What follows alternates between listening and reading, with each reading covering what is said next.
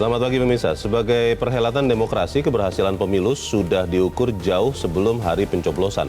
Ukuran keberhasilan paling awal adalah keakuratan data pemilih tetap atau DPT. Pada 2 Juli 2023, Komisi Pemilihan Umum atau KPU telah menetapkan DPT Pemilu 2024 sebanyak 204,8 juta pemilih. Sayangnya DPT ini belum bisa menjadi indikator awal sukses pemilu kita.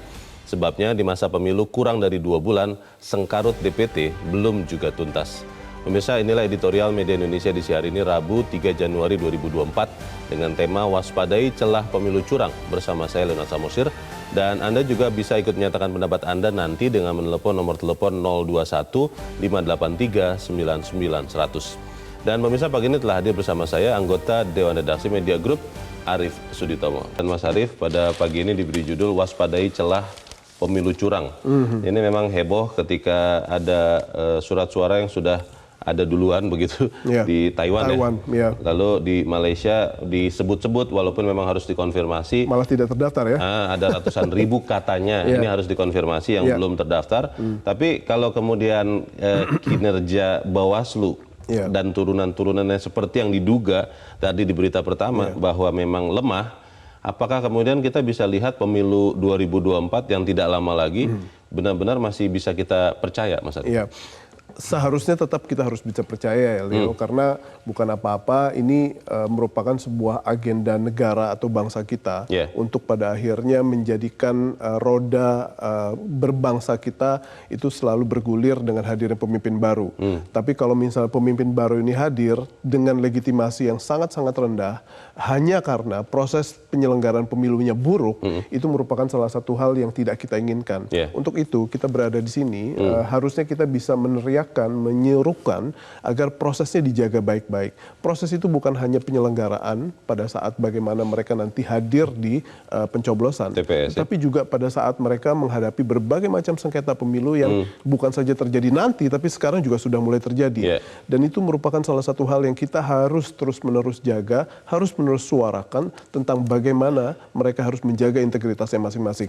KPU, Bawaslu, DKPP itu merupakan hal-hal yang atau institusi-institusi yang tidak boleh lepas dari kontrol kita. Masalahnya kan ada beberapa sinyalemen ya bahwa memang yang dibilang aparat netral itu menjadi tanda tanya. Memang hanya ada beberapa kasus yang belakangan adalah rekaman tuh dari sekian orang Satpol PP.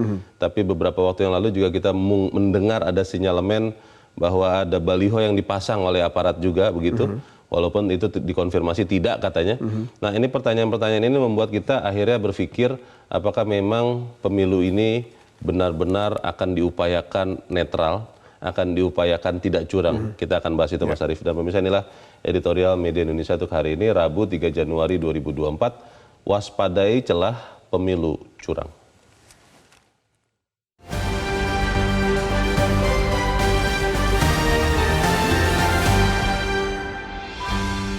Waspadai celah pemilu curang.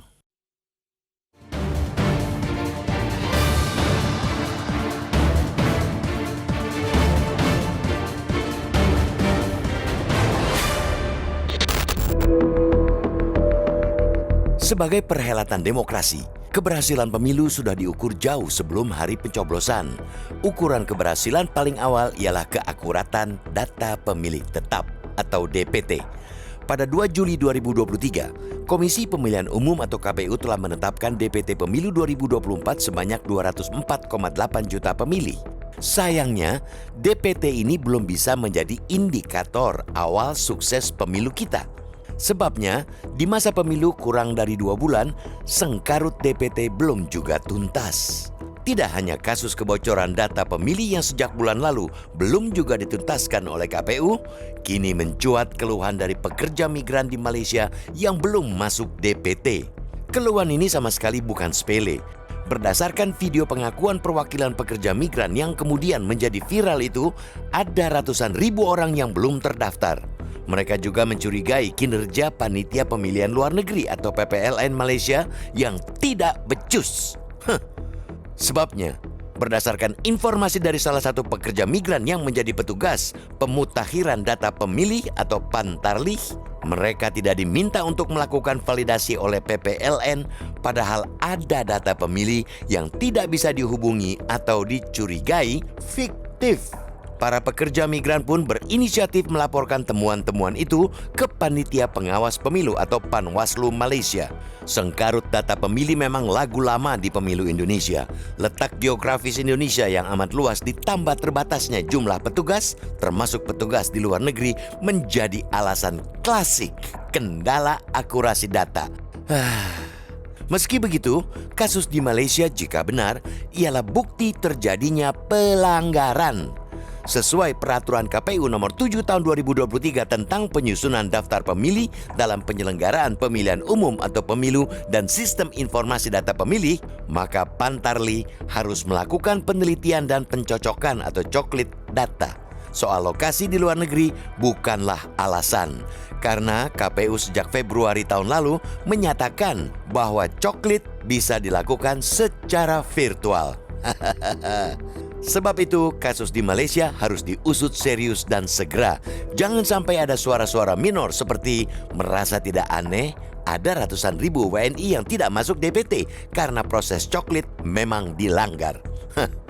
Tidak hanya di Malaysia, kejanggalan juga muncul di Taiwan. Menjelang akhir tahun kemarin, ada 62.552 surat suara yang terkirim lebih cepat ke para pemilih di Taipei, Taiwan.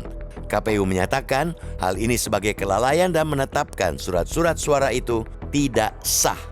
Munculnya kasus-kasus ini harus sangat diwaspadai, terlebih Malaysia dan Taiwan termasuk dalam 20 negara yang dinyatakan Bawaslu rawan kecurangan.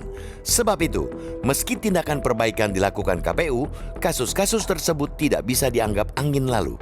Peringatan Bawaslu pastilah berdasar dan memang di negara seperti Malaysia bukan kali ini saja terjadi kasus terkait penyelenggaraan pemilu.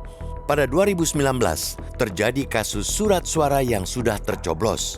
Dewan Kehormatan Penyelenggara Pemilu atau DKPP kemudian menetapkan 2 anggota PPLN Malaysia melanggar kode etik dan memberikan sanksi bahwa keduanya tidak dapat lagi menjadi panitia pemilu. Meski kasus tahun ini sedikit berbeda, kita menuntut pengusutan serius juga dilakukan pada PPLN Malaysia. Jika benar ditemukan indikasi kecurangan, maka sanksi harus ditegakkan sebelum hari pencoblosan semakin dekat. Tidak berhenti sampai di situ.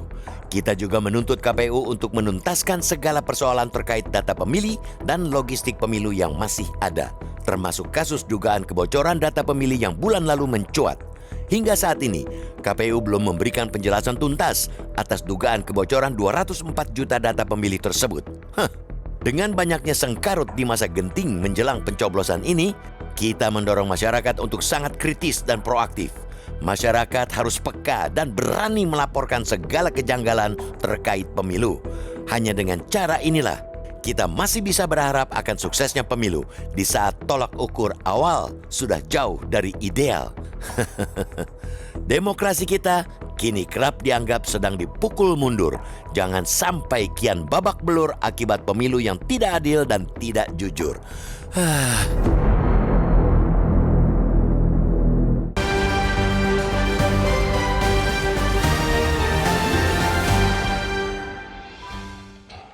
Di bagian berikut Anda bisa ikut menyatakan pendapat Anda terkait editorial pagi ini. Pemirsa, untuk saat ini tetaplah bersama kami.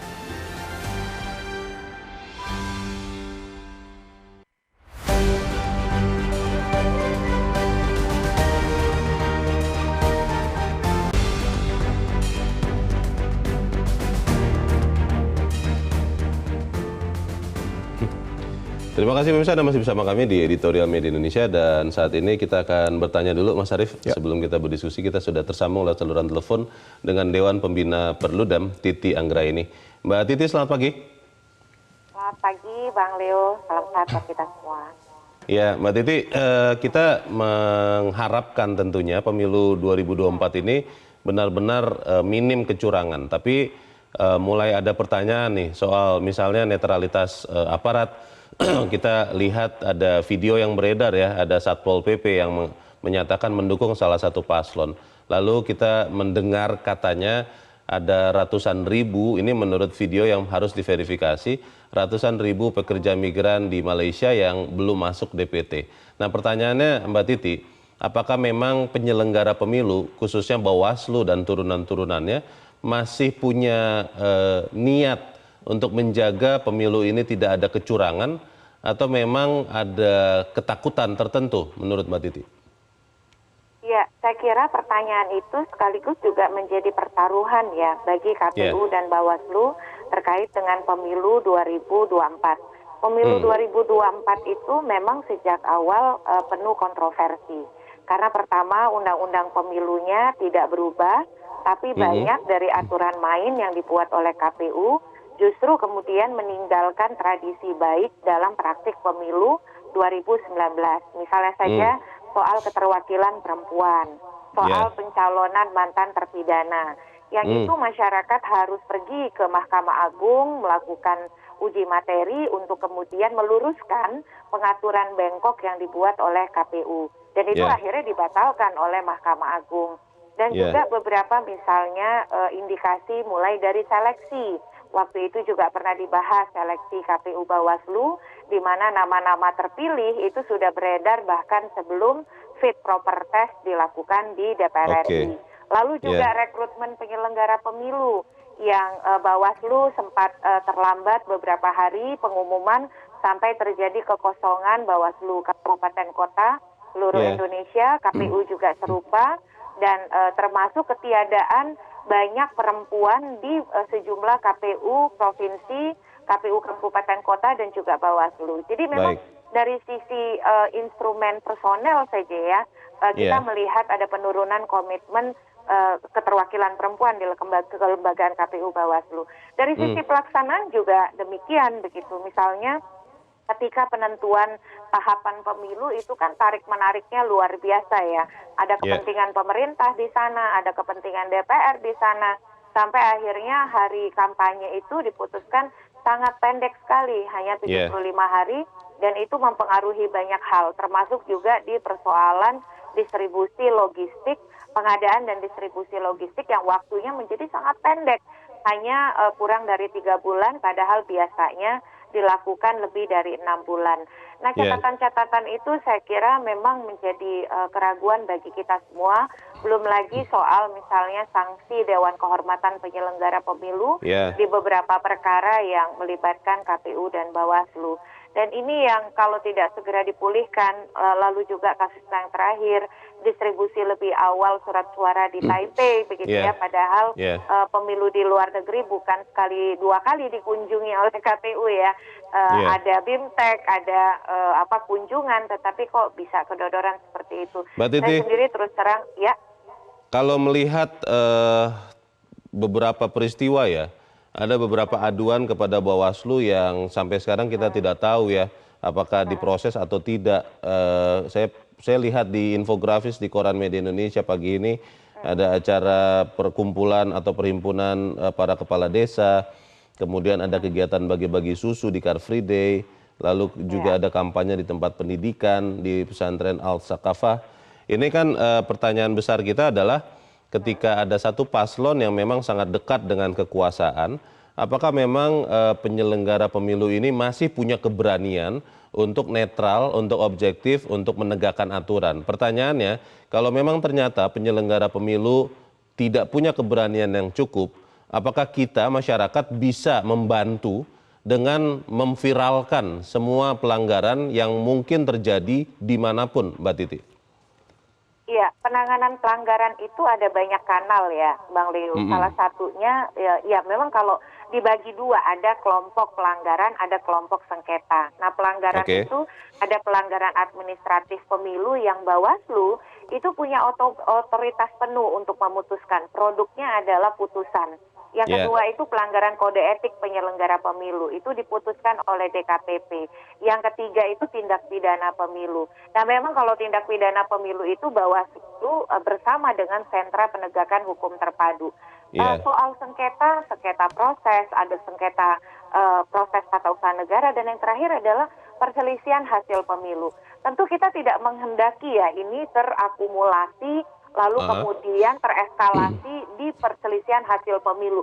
Semuanya ditumpahkan, dimuntahkan saat perselisihan hasil begitu ya. Itulah yang dikenal dengan pelanggaran terstruktur, sistematis dan masif. Kan kita maunya tahapan-tahapan itu juga pelanggarannya diselesaikan. Saya kira Bawaslu tidak perlu ragu ya, karena kenapa? Bawaslu itu sponsornya rakyat Indonesia. Rakyat Indonesia yang akan berada di balik Bawaslu. Contohnya, dan soal tadi viral dari masyarakat. Beberapa inisiatif masyarakat juga mulai muncul untuk mengumpulkan pelanggaran-pelanggaran itu, tapi kan harusnya ada penyelesaian begitu.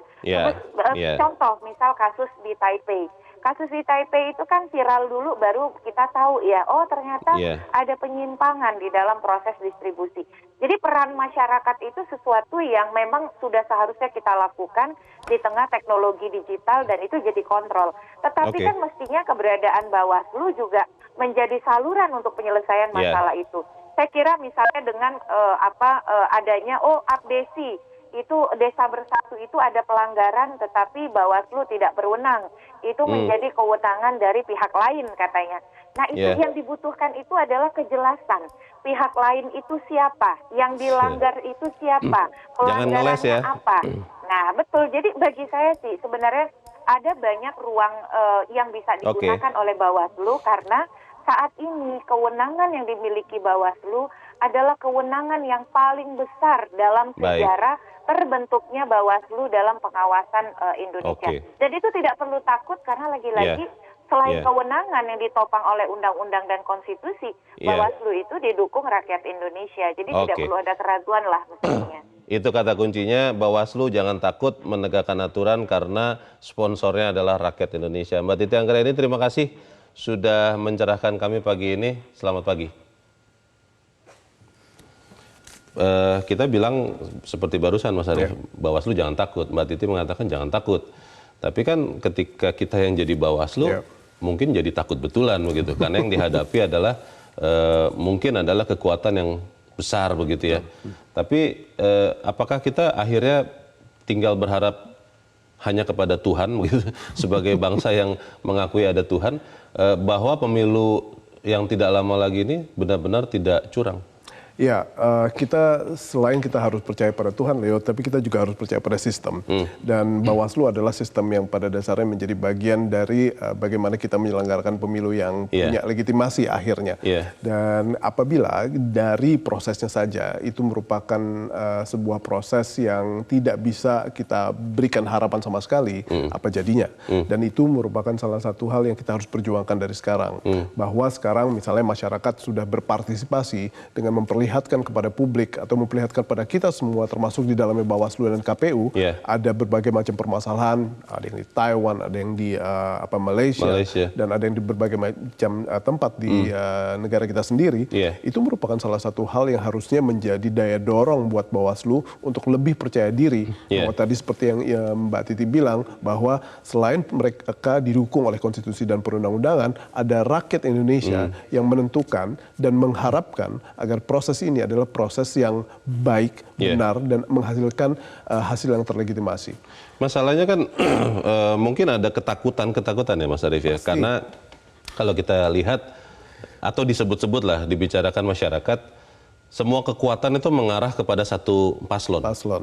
Kepada satu paslon, bukan paslon satu ya maksudnya ya, kepada satu pasang paslon. Nah pertanyaannya, bagaimana kita memastikan bahwa teman-teman di Bawaslu itu benar-benar berani untuk menegakkan aturan, untuk menjatuhkan sanksi kalau perlu, kalau dia berhadapan-hadapan dengan kekuatan itu? Saya pikir kalau misalnya baru sekarang kita mengharapkan mereka benar-benar berani yang tadi Leo sebutkan, itu merupakan salah satu hal yang sangat-sangat telat gitu ya. Karena kenapa kita pilih mereka sebagai bagian dari pihak yang menjaga proses pemilihan umum adalah karena kita tahu atau kita berharap bahwa mereka adalah orang yang benar-benar berani tersebut. Jadi kalau misalnya baru saja kita mengharapkan bahwa mereka benar-benar berani karena ada berbagai macam proses yang tidak mereka lakukan, itu saya yakin itu satu hal yang amat sangat tidak kita harapkan. Tetapi Leo, ini belum telat. ya, kita masih bisa mendapati kabar baik dari Bawaslu apabila mereka bebenah.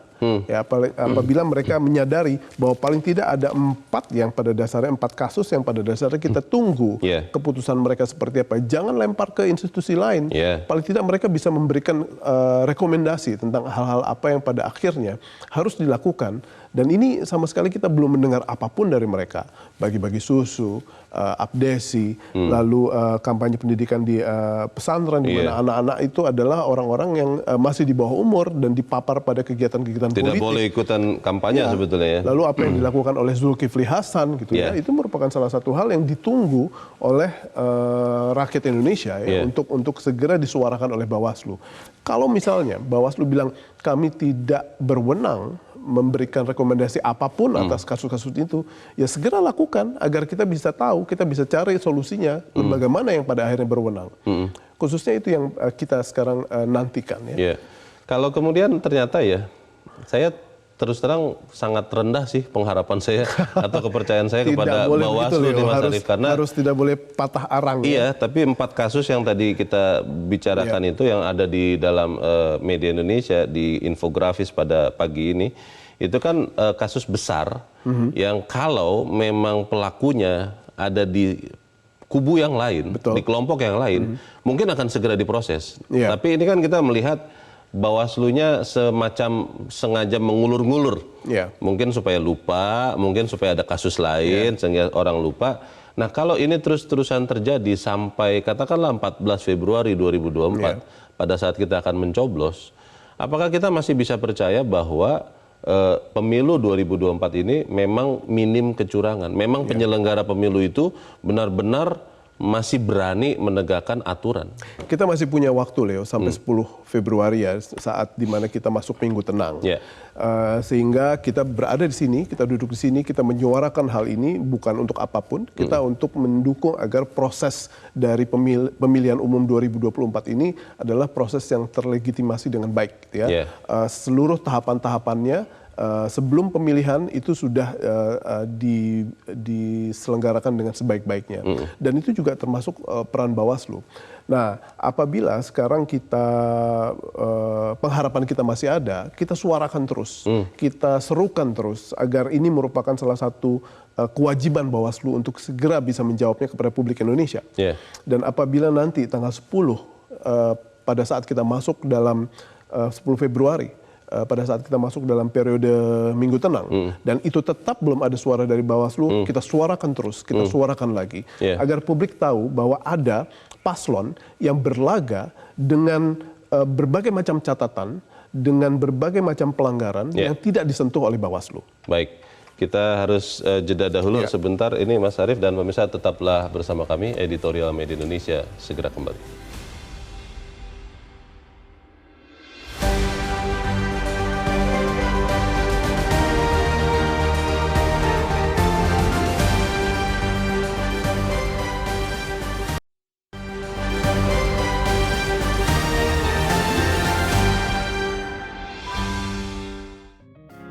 Media Indonesia mengajak Anda untuk mengakses fitur premium e-paper. Dengan sajian konten berbasis intelektual dan meneguhkan kebangsaan, Media Indonesia tampil dengan lebih dinamis melalui e-paper Media Indonesia yang dapat Anda akses kapan saja, di mana saja. Caranya mudah, download aplikasi Media Indonesia di Android atau ketik link epaper.mediaindonesia.com atau bisa scan QR Code pada layar kaca Anda. Klik tab e-paper di bagian samping layar tablet Anda, daftarkan data diri, serta pilih paket berlangganan e-paper Media Indonesia sesuai dengan kebutuhan Anda. Nikmati juga bonus spesial tambahan 4 halaman rubrik fokus setiap hari. Semua bisa Anda dapatkan hanya di e-paper Media Indonesia. Untuk informasi lebih lanjut, hubungi customer service di nomor 0811 1201 2018 atau kunjungi media sosial @mediaindonesia. Media Indonesia, referensi bangsa. Terima kasih pemirsa, Anda masih bersama kami di Editorial Media Indonesia, dan sekarang kita akan mendengarkan juga Mas Arief pendapat dari pemirsa Metro TV. Kita sudah tersambung dengan pemirsa Metro TV di Sukoharjo, Jawa Tengah. Ada Ibu Sukapti. Bu Sukapti, selamat pagi. Terima kasih pemirsa, Anda masih bersama kami di Editorial Media Indonesia, dan sekarang kita mendengarkan juga Mas Arief pendapat dari pemirsa Metro TV. Bu Sukapti di Sukoharjo, Jawa Tengah, selamat pagi.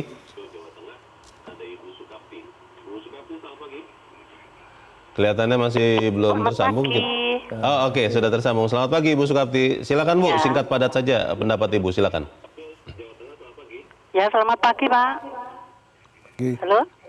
Selamat pagi. Bu, silakan. Ya, silakan, Bu, sudah mengudara, silakan. iya. Volume televisinya dimatikan saja, Bu. Oh, ya. Ya. Silakan langsung ya, Begini, Bu Sukapti. mengenai apa ya tadi? Celah pemilu curang, Bu. Bagaimana pemilu kita curang. memastikan pemilu ini tidak curang? Ya, begini sebaiknya nanti dalam pelaksanaan 14 Februari Ya. 2024 ini di TPS ini dari perwakilan partai harus ada pengawasan saksi. Jadi tidak Iya. akan ada kecurangan sehingga dilaporkan ke KPI nanti juga harus diikuti.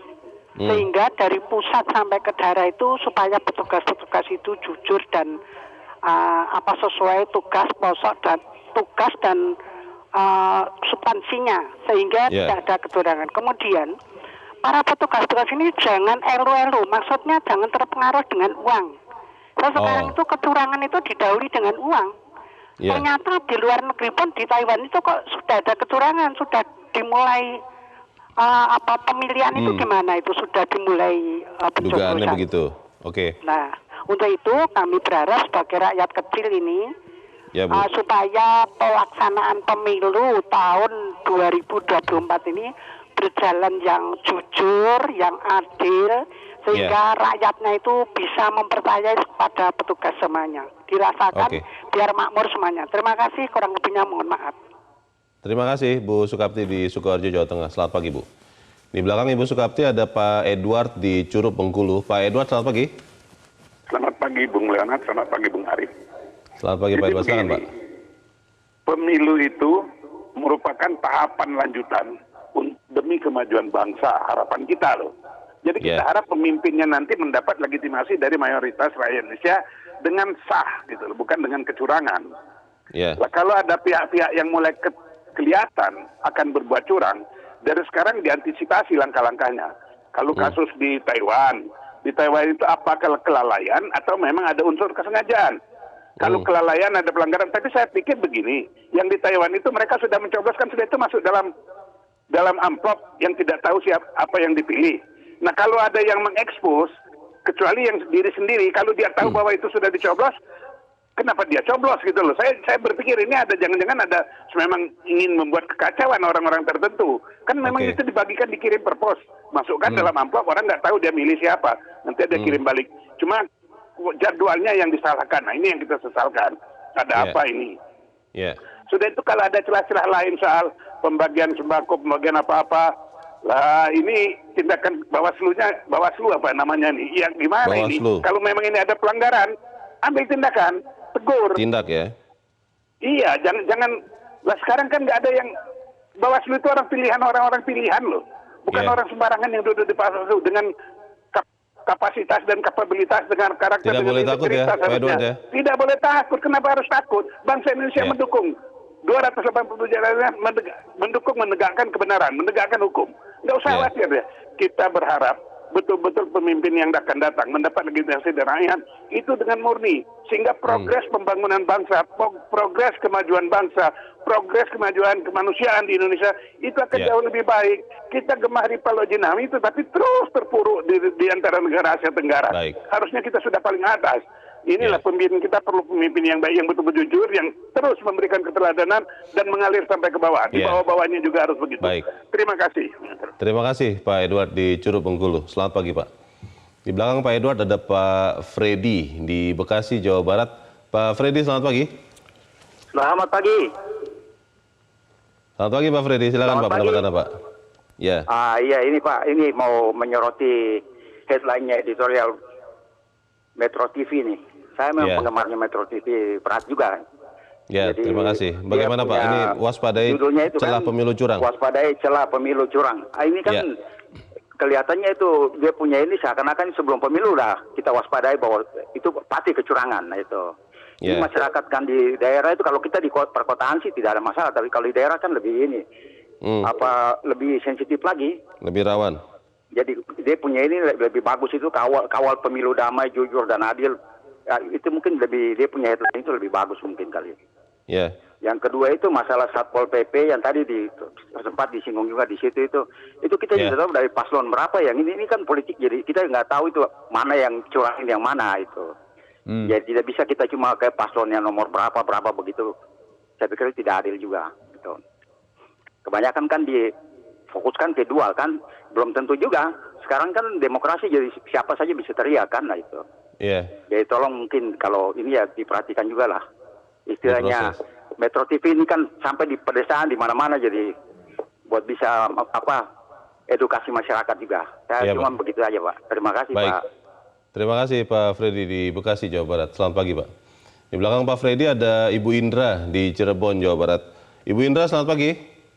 Selamat pagi Bung Leonard Samosir dan Bung Arief Suditomo. Assalamualaikum warahmatullahi wabarakatuh. Metro TV. Waalaikumsalam warahmatullahi wabarakatuh. Bu Indra, bagaimana Bu? Bung Leo, silakan, Bu. kita lihat mengenai kecurangan ini ya. Dasar utamanya sebetulnya tidak ada kontestan yang ingin berbuat curang. Nah, justru penekanannya takut dicurangi. Dibedakan ini Bung Leo. Mungkin ya. Jadi aduh kalau saya dicurangi bagaimana, begitu kan? Nah gitu ini yang harus kita waspadai. Umumnya para kontestan ini ingin memperlihatkan bahwa saya tidak curang, begitu lah. Tapi pihak ketiga yang mencari keuntungan dari pemilu yang dinyatakan curang. Ini yang bahaya. Iya. Nah, yang terjadi selama ini lihat kan masing-masing berpikir siapa yang curang dan mengenai penanganannya tadi Pak Edward juga sudah menyatakan itu jangan malah menambah kerumitan. Pakai dasar yang utamanya bagaimana.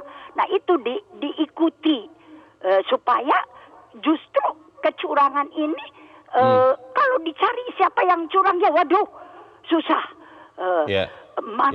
Masyarakat Indonesia ini sebetulnya menunjang pemilu yang sukses. Tapi Bung Leo, dari 10 orang, 9 orang berniat baik, 1 orang berniat curang, hancur biasanya begitu. Bu Indra, masalahnya begini Bu, ada beberapa peristiwa ya yang kita akhirnya kan menjadi was-was begitu, apakah memang penyelenggara pemilu masih bekerja dengan optimal. Ada kejadian di Taiwan, ada yang diduga terjadi di Malaysia, lalu ada beberapa dugaan yang lain, ada aduan yang disampaikan ke Bawaslu, belum tahu juga diproses apa tidak. Itu kan yang akhirnya membuat masyarakat berpikir, wah jangan-jangan memang pemilu ini sudah diatur supaya kemudian mengarah kepada pihak tertentu. Nah itu kan curang, bagaimana menurut Bu Indra? Nah, itu yang kasus internasional.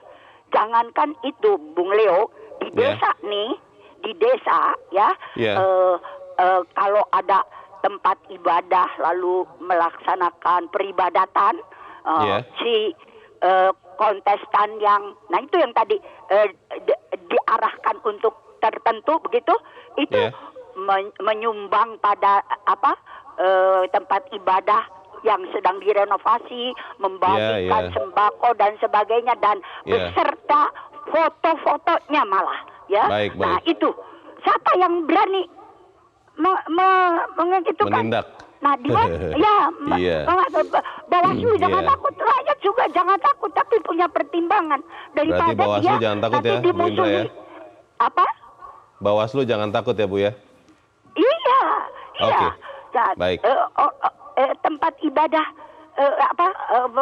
nanti dimusuhi orang sedesa. Nah, tapi untuk melaporkan belum tentu berani. Sekarang kan sudah ada laporan, tangani itu dengan segera sesuai aturan. Terima kasih. Terima kasih Ibu Indra di Cirebon, Jawa Barat untuk pendapat Ibu. Selamat pagi Bu.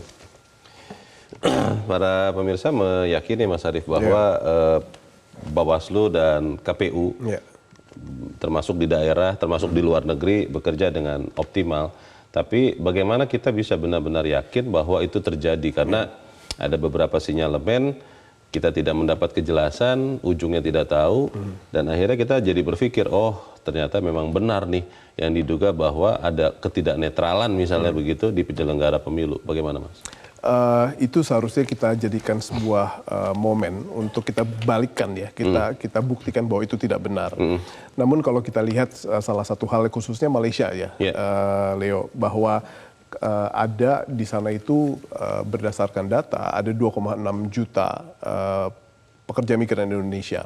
Yang formal itu 1,6 juta. Jadi ada 1 juta warga yang bukan dalam jalur formal. Bekerja di Malaysia tidak lewat jalur formal. Dan kalau kita lihat apa yang namanya administrasi kependudukan kita, itu memang masih banyak challenge-nya ya. Bahkan untuk warga negara yang tinggal di Indonesia sekalipun. Khususnya orang-orang yang butuh BLT atau butuh berbagai macam, itu juga satu challenge yang sangat-sangat besar. Apalagi ini buat pekerja migran yang mungkin sudah bertahun-tahun tidak pulang ke Indonesia. Tapi kan mereka bukan berarti mereka kehilangan hak pilih mereka.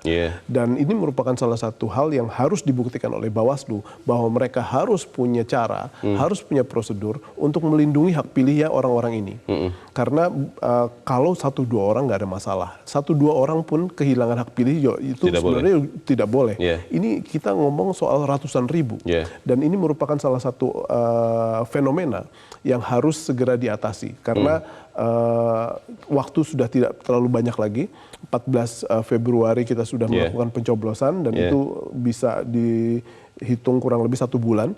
Dan ini menyangkut soal ratusan ribu hak pilih.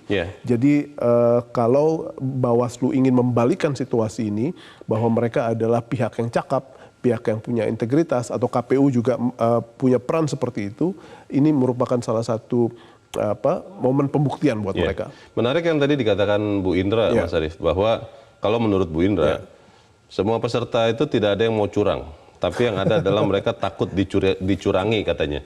Tapi kan kita mendengar sinyalemen bahwa ada pihak yang ingin segera menang. Betul. Kalau perlu 1 putaran menang katanya begitu. Nah, kalau itu kemudian terjadi benar dan mereka menggunakan segala macam cara, kan akhirnya pemilu ini bakal dicurangi. Pertanyaannya adalah bagaimana rakyat benar-benar bisa meminimalkan kecurangan itu di semua level, di pusat, di daerah, di luar negeri, supaya kemudian pemilu 14 Februari ini tidak sia-sia, kita dapat pemimpin baru yang memang pilihan rakyat. Kita bahas di bagian berikut. Mas Arief, pemirsa tetap bersama kami, Editorial Media Indonesia segera kembali.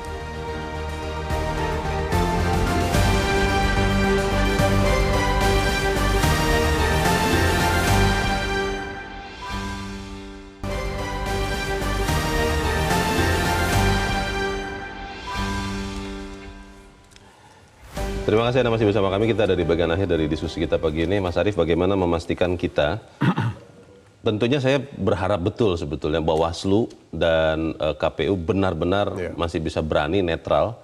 Tapi kalaupun misalnya itu tidak ada, bagaimana kita sebagai warga negara bisa juga mendorong supaya pemilu ini minim kecurangan? Sebenarnya harapan itu yang penting, Leo. Kalau misalnya publik sudah tidak punya harapan, saya pikir tidak akan ada lagi semangat untuk mengkontrol ya, semangat lagi untuk berpartisipasi. Karena di sebuah negeri di mana kalau tidak viral tidak akan jadi sebuah kebijakan, ini merupakan sebuah indikasi ya bahwa publik masih bersemangat untuk memperlihatkan bahwa mereka adalah partisipan pemilu yang nomor 1. Ya, apa yang terjadi di Taipei, ada apa yang terjadi di Malaysia, apa yang terjadi di berbagai macam tempat, itu merupakan salah satu hal bahwa kekuatan publik untuk mengemukakan tentang apa yang mereka lihat dan mereka ingin koreksi itu sangat-sangat besar. Sehingga kalau misalnya sekarang Bawaslu memiliki attitude ya bahwa anjing menggonggong, kafilah berlalu, itu saya pikir itu merupakan salah satu hal yang harus kita serukan terus-menerus.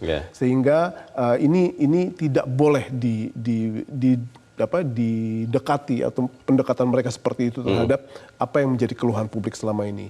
Jadi suarakan, berikan keputusan, berikan rekomendasi, berikan status atas berbagai macam pengaduan-pengaduan yang dilakukan oleh masyarakat, karena itu adalah merupakan salah satu kekuatan publik. Kalau misalnya nanti muncul pemenangnya, mau 1 putaran, mau 2 putaran, dan pemenang itu dinyatakan oleh publik sebagai sebuah keputusan yang tidak memiliki legitimasi, yang tidak mendapatkan dukungan dari publik, itu merupakan salah satu kerugian buat bangsa kita seluruhnya. Karena kita harus hidup dengan 5 tahun ke depan dengan orang-orang yang kita pilih tanpa legitimasi. Tidak legitimate. Juga termasuk bagaimana meminimalkan atau menyaring pelanggaran ya, Mas Arief. Seperti yang tadi dikatakan Mbak Titi, jangan semuanya nanti dilemparkan ke ujung sengketa hasil pemilu, karena kalau begitu nanti juga legitimasi menjadi masalah. Betul. Ya, ini kan sebuah rangkaian proses ya, Leo, bahwa pelanggaran itu bukan hanya terjadi di ujung. Pelanggaran itu sudah terjadi pada proses proses pemilihan umum, dalam proses kampanye, dalam proses nanti pencoblosan, belum lagi nanti ada sengketa dan segala macam. Dan ini merupakan salah satu hal yang harus dicicil dari sekarang untuk memperlihatkan bahwa organ-organ pemilihan umum kita berfungsi. Dan ini yang pada akhirnya kita tunggu dengan sangat-sangat penuh pengharapan agar berfungsinya organ-organ pemilu kita itu ditunjukkan oleh keberaniannya Bawaslu. Baik, kita dorong sama-sama supaya KPU Bawaslu benar-benar bekerja dengan baik, supaya tidak perlu ke DKPP, begitu ya Mas Arief ya. Dan juga kita semua masyarakat mengawasi seluruh proses pemilu dan jangan takut untuk menyampaikan kalau memang ada pelanggaran. Mas Arief Suditomo, terima kasih sudah hadir di tempat ini. Terima kasih, Mas. Pagi. Pemirsa, dengan banyaknya sengkarut di masa genting menjelang pencoblosan, kita mendorong masyarakat, Anda dan saya, untuk sangat kritis dan proaktif. Masyarakat harus peka dan berani melaporkan segala kejanggalan terkait pemilu. Hanya dengan cara itulah kita masih bisa berharap akan suksesnya pemilu di saat tolok ukur awal sudah jauh dari ideal. Saya Leonard Samosir, berterima kasih Anda sudah menyimak editorial Media Indonesia untuk pagi ini. Terus jaga kesehatan Anda, terus jaga nurani Anda. Selamat pagi, sampai jumpa.